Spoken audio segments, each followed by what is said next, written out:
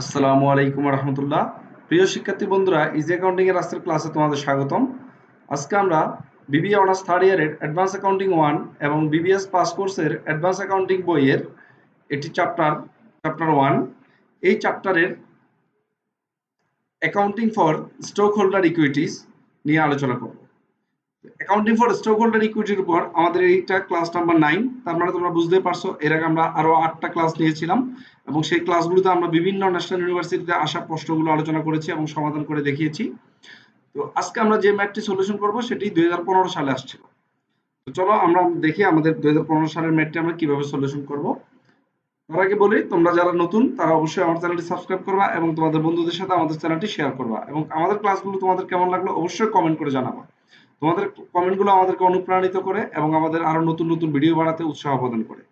তো আরো যদি আমাদের কাছ থেকে ভিডিও পেতে চাও তাহলে আমাদের কমেন্ট বক্সে অবশ্যই জানাবা তোমাদের কোন কোন ভিডিওগুলো দরকার এবং তোমাদের সামাজিক যোগাযোগ মাধ্যমগুলোতে আমাদের চ্যানেলটি শেয়ার করে সবাইকে জানিয়ে দেবা।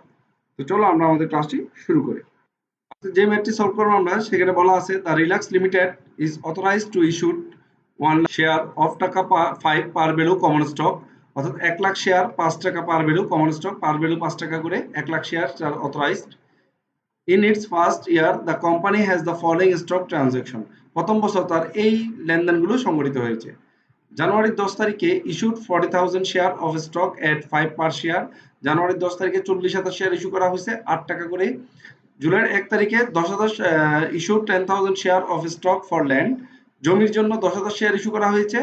The land had in asking price 90,000। এই জমিটার দাম হাঁকানো হয়েছিল 90,000 টাকা। The stock is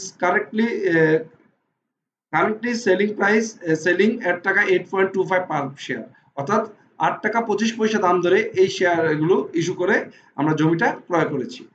তার মানে জমিটা ক্রয় করতে আমাদের যে শেয়ারগুলো দেওয়া হয়েছে সেই শেয়ারগুলোর মার্কেট প্রাইস হচ্ছে 8 টাকা 25 পয়সা। সেপ্টেম্বর 1 তারিখে purchase 10,000 share of common stock for treasury at taka 9 per share. প্রতি শেয়ার 9 টাকা করে আমরা ট্রেজারি স্টক ক্রয় করেছি 10,000 শেয়ার। ডিসেম্বর 1 তারিখে বলা আছে sold 4,000 share of treasury stock at 10 per share. আমরা 4,000 শেয়ার আবার বিক্রয় করেছি, যে ট্রেজারি স্টকটা আমরা ক্রয় করেছিলাম সেপ্টেম্বরে সেটা আমরা আবার এখানে 10 টাকা করে বিক্রয় করেছি। ইনস্ট্রাকশনে বলা আছে জার্নালাইজ দ্য ট্রানজাকশন, এই লেনদেনগুলো জাবেদা করতে হবে। 2 নম্বরে বলছে prepare the stock holder equity section assuming the company had written earnings 1,35,000 at the December 31st। December 31 তারিখে কোম্পানির স্টক হোল্ডার ইকুইটি সেকশনটা আমাদের তৈরি করতে হবে। তো চলো আমরা প্রথমে আমাদের জার্নালগুলো দেখে আসি।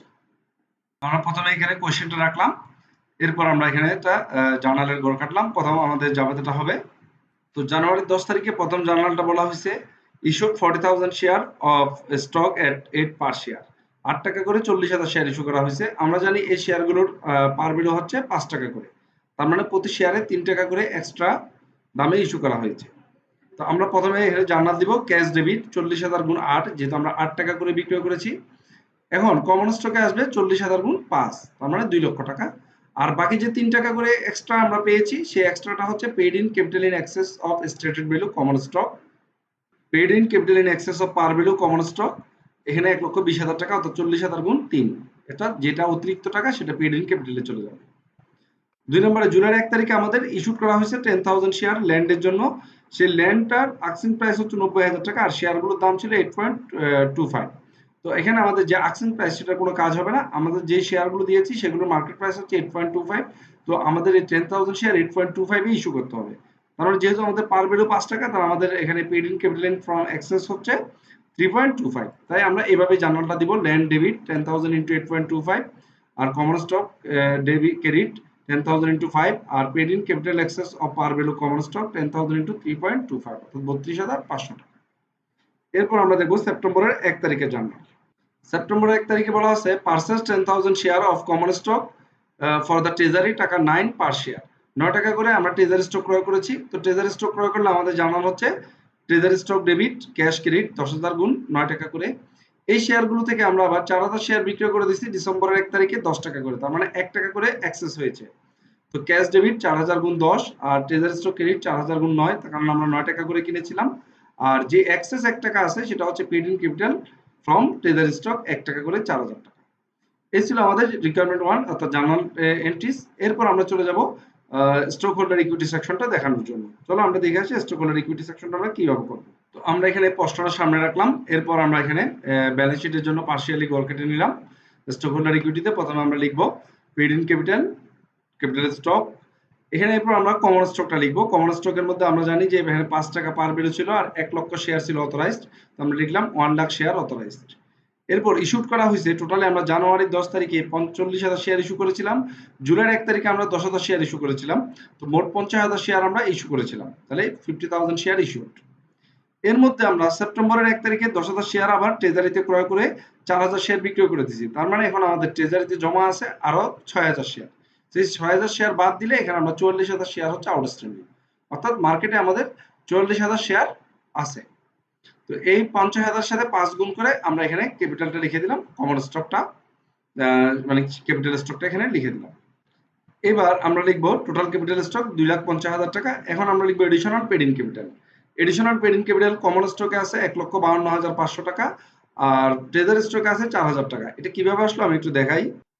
এখানে কমন স্টকে ছিল 1,20,000 টাকা পেড ইন ক্যাপিটাল, ক্রেডিট ছিল 1,20,000 টাকা, আবার জুলাইয়ের 1 তারিখে ছিল এখানে 32,500 টাকা, টোটাল মিলিয়ে 1,52,500 টাকা। আর ট্রেজারি স্টকে ছিল 4,000 টাকা। সে 1,52,500 এবং 4,000 টাকা মিলিয়ে total paid additional paid in capital 1,56,500 টাকা। তাহলে আমরা যোগ করলে পেয়ে যাই টোটাল পেড ইন ক্যাপিটাল 4,06,500 টাকা। এখান থেকে আমরা রিটার্ন আর্নিংসটা যোগ করবো, যেহেতু রিটার্ন আর্নিংস আমাদের কোয়েশ্চেনে বলা ছিল 1,35,000 টাকা, সেই রিটার্ন আর্নিংসটা আমরা এখানে যোগ করে দিব। যোগ করার পর আসবে total paid in capital and retained earnings. এখান থেকে আমাদের বাদ দিতে হবে ট্রেজারি স্টক। যে ট্রেজারি স্টক আমাদের হাতে আছে, এখানে আমাদের 10,000 শেয়ার ক্রয় করা ছিল 9 টাকা করে, এর মধ্যে 4,000 বিক্রয় করে দিছি, তার মানে আরো 6,000 শেয়ার আমাদের ট্রেজারিতে জমা আছে। সেই 6,000 শেয়ার 9 টাকা করে 54,000 টাকা বাদ দিলে আমরা টোটাল স্টক হোল্ডার ইকুইটিটা পেয়ে যাব। এই ছিল আমাদের আজকের ক্লাস। আশা করি সবাই বুঝতে পারছো। সবাইকে ধন্যবাদ আমাদের ক্লাসটি দেখার জন্য, এবং তোমাদের কেমন লাগলো তা আমাদের অবশ্যই কমেন্ট বক্সে জানাবা। আল্লাহ হাফেজ।